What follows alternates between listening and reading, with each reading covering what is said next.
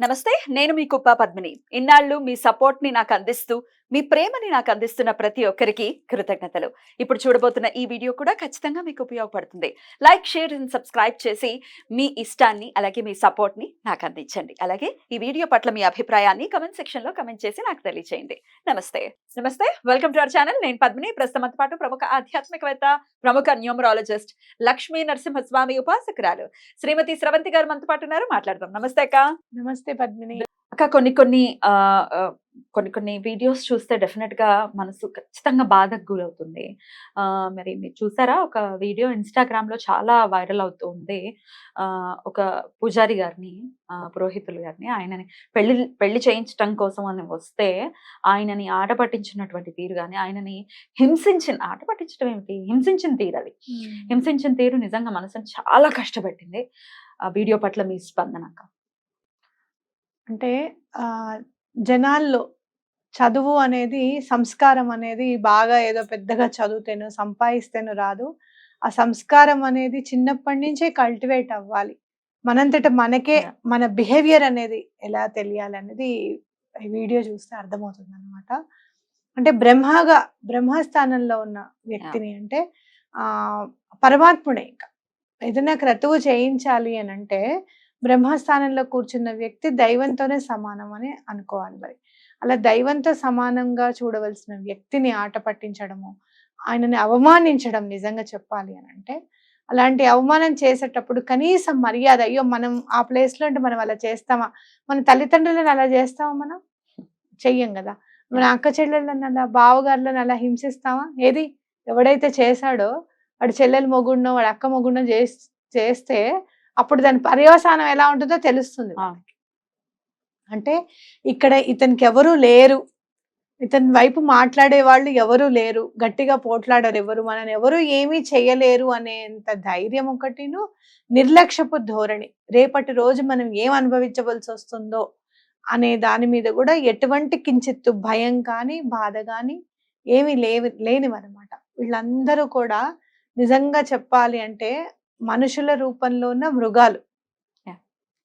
మృగము అనేటప్పుడు కూడా నిజంగా చెప్పాలి అని అంటే ఆకలేసినప్పుడే వేటాడుతుందట సింహం. ఆకలి లేకపోతే సింహం వేటాడదు. అలాంటి కొన్ని క్వాలిటీస్ కొన్ని మృగాలకు కూడా ఉంటాయి. మృగంతో కూడా పోల్చకూడదు. ఇప్పుడు నేను మొన్న చూయించాను. నేను చిన్న గేదె, చిన్న ఏంటి జింక పిల్ల ఉంది. ఆ జింక పిల్లని వేటాడదామని వచ్చిన తర్వాత జింక పిల్ల చిన్నదని అర్థమైంది. ఆ పర్టికులర్ సింహానికి కానీ, ఆడసింహం కానీ అలవాటై అది ఇలా కొడుతూ ఉంటుంది, గడ్డం కింద ఆడుతూ ఉంటుంది. మిగతా వేటిని కూడా దాని జోలికి రానివ్వలేదు ఆ సింహం. అది చిన్న పిల్ల అని చెప్పి దానికి అంత ఎక్కడో అక్కడ చిగురిస్తుంది, మైండ్ లో చిగురిస్తుంది అనమాట. బ్రెయిన్ లో ఈ పని మనం చేయకూడదు అనే జ్ఞానము అనేది వాటికైనా కూడా ఉంది. వీళ్ళకి మరి ఎందుకు లేదు అనేది నాకైతే అర్థం కాదు. అక్కడ ఉన్న పెద్దవాళ్ళు కూడా ఏం చేస్తున్నారు అసలు నాకేం అర్థం కాలేదు. నవ్వుతున్నారు, అదే ఆశ్చర్యం అసలు. ఆయన కోపంగా మాట్లాడడం చేయడం అది కూడా మనకు కనపడుతుంది. అయినా కూడా ఎవరు సంధాయించకపోవడం కానీ, ఆయనకు వచ్చి సారీ చెప్పడం కానీ వీడియో అయితే ఎక్కడ నాకు కనిపించలేదు. తర్వాత ఏమైనా చేశారేమో కానీ ఎవరైతే చేశారో వాళ్ళు, ఎవరైతే చేస్తున్నప్పుడు దాన్ని ఆపకుండా చూశారో, వీక్షించారో వాళ్ళకి ఎటువంటి పరిస్థితుల్లోనూ పాపం అంటున్నట్టే లెక్క, అంటాలి కూడా. రైట్. ఇక ఈ టాపిక్ ఇప్పుడు తీయడానికి గల కారణము, ఏదో అంతలా అవహేళన చేసామా చేయలేదా అనే విషయాన్ని పక్కన పెడితే, ప్రతి ఒక్కరి జీవితంలో ఈ తప్పు చేసే ఉండాలి ఎవరైనా కూడా. ఎందుకంటే ఇవాళ రేపు మనం అబ్జర్వ్ చేస్తున్నాం, బ్రహ్మస్థానంలో వచ్చి కూర్చుని మన ఇంట్లో ఏదో ఒక సత్యనారాయణ స్వామి ఏదో ఒకటి చేయిస్తూ ఉంటే డెఫినెట్ గా ఆయన ఏం చేయించాడు అంటే పెద్ద ఏం బాగా చేయించాడు అని మొదలు పెడతారు. లేకపోతే చేయిస్తున్నప్పుడే కరెక్షన్స్ చెప్పటం, మీరు ఇలా చేస్తున్నారు కదండి, మా ఊర్లో కాయం చేయించారండి అని మొదలు పెడతారు. దీపం ఎలా పెట్టాలో చెప్పటం, అసలు ఏంటిది కథ ఎలా చెప్పాలో చెప్పటం, ఇట్లా రకరకాల కరెక్షన్స్ బ్రహ్మస్థానంలో కూర్చున్నటువంటి ఆ వ్యక్తికి ఇవ్వటం ఒకటి. అలాగే వాళ్ళు పూజ చేసి వెళ్ళిపోయిన తర్వాత, లేకపోతే వాళ్ళు ఎంతో కొంత అడుగుతారు కదా, డబ్బులు ఇవ్వకుండా ఎవరు మాత్రం ఏ పని మాత్రం చేస్తారు, వాడికి అని మొదలుపెట్టి నేను విన్నాను, వాడికి ఎంత అత్యాసో ఎంత అడుగుతాడో తెలుసా అని ఆయన తిట్టడం. అసలు ఇట్లాంటి తప్పులకి ఏంటక్క? నేను ఒక్కటి చెప్తాను పద్మిని. మనం ఈ రోజున పెళ్ళిళ్ళు చేసుకుంటున్నాం, ఫంక్షన్స్ చేసుకుంటున్నాం కదా! నిజంగా ఇల్లు కట్టామే అనుకో, దానిలో ఎంత పర్సెంటేజ్ ఇస్తున్నాము బ్రాహ్మలకి? ఆ రోజు మనం గృహప్రవేశం చేయడానికి అని చెప్పి మొత్తం క్రతుక్క. ముహూర్తం పెట్టించే దగ్గర నుంచి ఉమ్. ముహూర్తం పెట్టించుకున్నాం అనుకో, సరే ముహూర్తం ఎవరితో నమ్మకం ఉంది పెట్టించుకున్నాం, వాళ్ళ ముహూర్తానికి మీరు రావాలి అని చెప్పి వాళ్ళకి చెప్పి వాళ్ళు వస్తుంటే క్రతువుకి ఎంత మనం వెచ్చిస్తున్నాం. ఓ. పెళ్లికైనా గానీ దీనికైనా గానీ అసలు మనం ఆ. ఇల్లు కట్టుకునే దాంట్లో, పెళ్లి చేసుకునే దాంట్లో ఎంత పర్సెంటేజ్ ఇస్తున్నాం చెప్పు? గృహప్రవేశానికి అయితే మ్యాక్స్ టు మ్యాక్స్ 20,000 మించదుగా. మించదు. ఉమ్. అయితే అదే నువ్వు ఫోటోలు తీసేవాడికి, లక్షలు కెమెరాకి లక్షలు. క్యాండిడ్ కావాలా అండి మీకు, లేకపోతే ఇంకోటి కావాలా అని పేర్లు ఉంటాయి. దానికొకటి దీనికొకటి. దానికి ఏమిటాయి అంటే క్యాండిడ్ ఏమిటంటే మీకు తెలియకుండా మీ ఫోటోలు తీయడం అదేమిటో చేస్తూనే ఉంటారుగా, అది ఆల్రెడీ చేస్తూనే ఉంటారు కదా. ఓ Pose 100 ఇవ్వాలి క్లిక్కులు కదా. కొట్టేసేసి ఆ క్లిక్ సడన్ గా ఎప్పుడు బాగుంటుందో తెలియదు కదా మనకి. ఇప్పుడు మనం అమ్మవారి హోమం చేసేటప్పుడు మనం క్యాండిడ్ ఫోటోగ్రఫీ కాదా మనం చేసేది? ఆ. టక టక టక టక తీసేసుకుంటూ వెళ్తాం అమ్మవారికి సమర్పించంగానే. ఆ. ఎందుకు? ఎక్కడో అక్కడ అమ్మవారికి మనకు కనపడుతుందనే మన అది. మనం తృప్తి పడదా ఆశ అన్నమాట. అయ్యో అమ్మవారు ఎక్కడో అక్కడ మనకి కనపడతారు జ్వాల రూపంలో, మనం డైరెక్ట్ గా చూడలేం కదా, ఇక్కడే చూస్తాం కదా అని చెప్పి. అదే కదా క్యాండిడ్ ఫోటోగ్రఫీ అంటే. అవునా కదా? అవును. అంటే మనము టెక్నికల్ గా ఇచ్చిన ఆ కెమెరామ్యాన్ అంటే ఈజ్ టెక్నికల్ పర్సన్. అగైన్ నువ్వు ఫ్లవర్ డెకరేషన్ చేసేవాడికి ఈజ్ టెక్నికల్.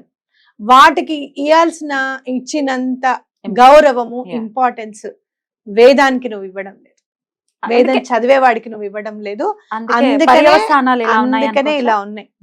ఎందుకనంటే ఏ రోజైతే నువ్వు నేనేదో లక్షలు లక్షలు ఇచ్చేయండి వాళ్ళకని నేను చెప్పట్లేదు. నేనేమంటున్నానంటే ఇచ్చే గౌరవం ఇవ్వండి. Yeah. వాళ్ళు వచ్చారు, మంచినీళ్ళు ఇవ్వండి, కాస్త కాఫీ తాగుతారా, మజ్జిగ తాగుతారా, పొద్దున్నే చదువుతూనే ఉన్నారు కదా, కాస్త రెస్ట్ తీసుకుంటారా.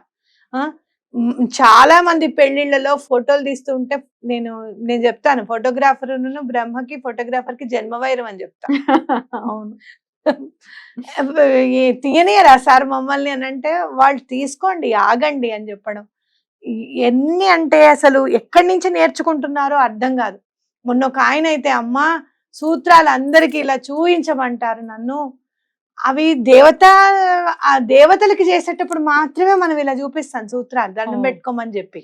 మన మన పెళ్లిళ్ళలో అవి ఆశీర్వదింపబడాలి.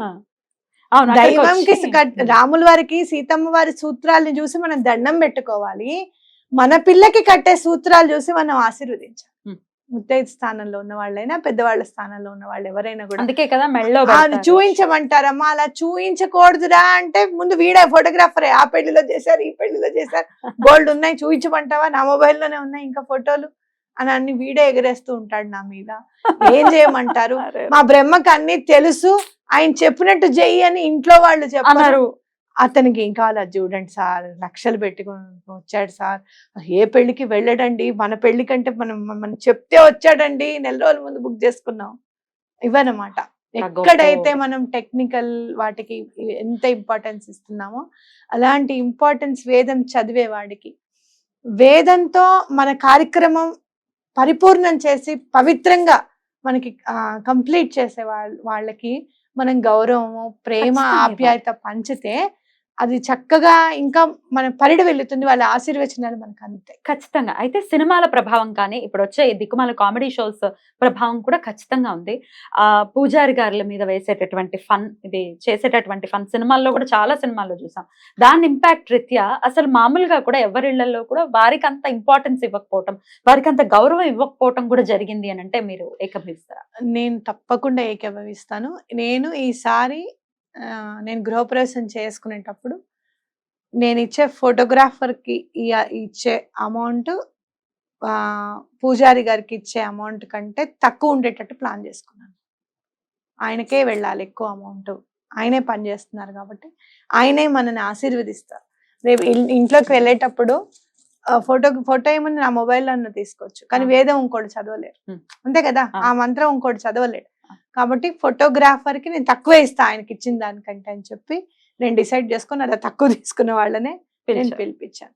అలా మనం ముందే ప్లాన్ చేసుకోవాలి. అలా లేదు పెళ్లిళ్ళ కంటే అది కుదరదు, గృహప్రవేశానికంటే నాకు సరే వీడియో మనకి తీయడానికి మన వాళ్ళు ఉన్నారు కదా అని అనుకోవడమో ఏదో, కానీ అలా మనము ప్లాన్ చేసుకొని ఫోటోగ్రాఫర్స్ కి ఆయన చెప్పింది చెయ్యండి, ఆయన చెప్పినట్టు వినండి, ఆయనకు మీద ఎదురు చెప్పొద్దు అని చెప్పి ముందుగా చెప్పడం, అలాంటి కనీస మర్యాదలన్నా ఇచ్చేటట్టుగా మనం ప్లాన్ చేసుకోవాలి అన్నమాట తప్పకుండా.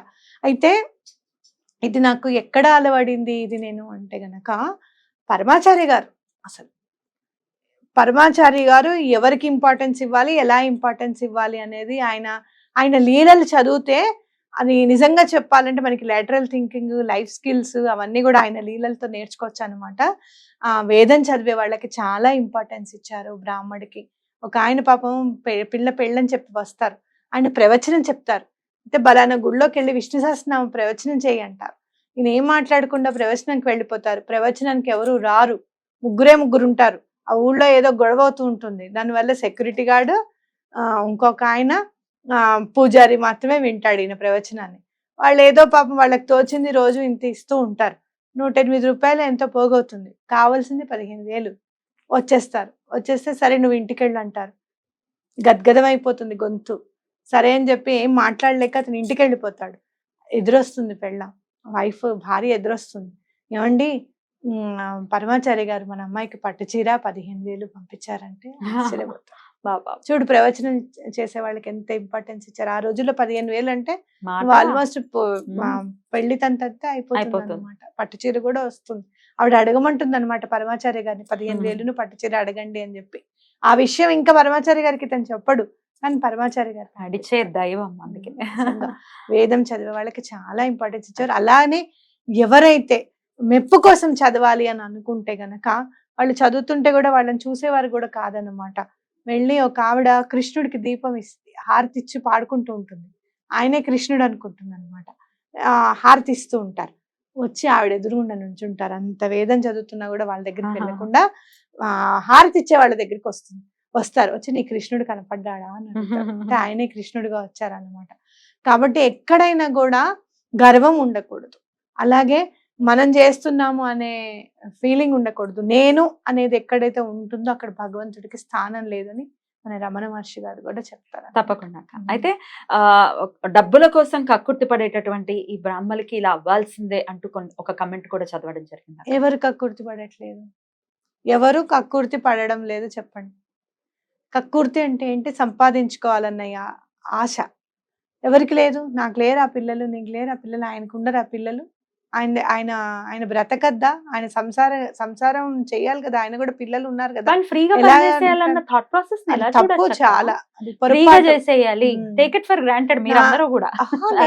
నా దగ్గరికి కూడా వస్తారు, నా దగ్గర కూడా వచ్చేవాళ్ళు ఉంటారు. డబ్బులు ఎందుకు అడుగుతారంటారు. బలానా వాళ్ళండి రూపాయి తీసుకోకుండా చేస్తున్నారు అని అంటే నేను చేతులెత్తి దండం పెడతా. వాళ్ళు ఎవరోనండి పుణ్యాత్ములు నిజంగా. అలాంటి రోజు నాకు కూడా రావాలి, నేను కూడా దండం పెట్టుకుంటున్నానండి అని చెప్తా. ఎప్పుడు మనకున్న అన్ని కూడా తీరాలి అని అంటే వీలుతుంది అని ఖచ్చితంగా చెప్పుకోవచ్చు. అలాంటి రోజే రావాలి. ఎవరికి కూడా ఇలాంటి అవమానం ఎవ్వరికీ జరగకూడదని మనస్ఫూర్తిగా కోరుకుంటూ థ్యాంక్ యూ సో మచ్ అక్క. నమస్తే. నమస్తే.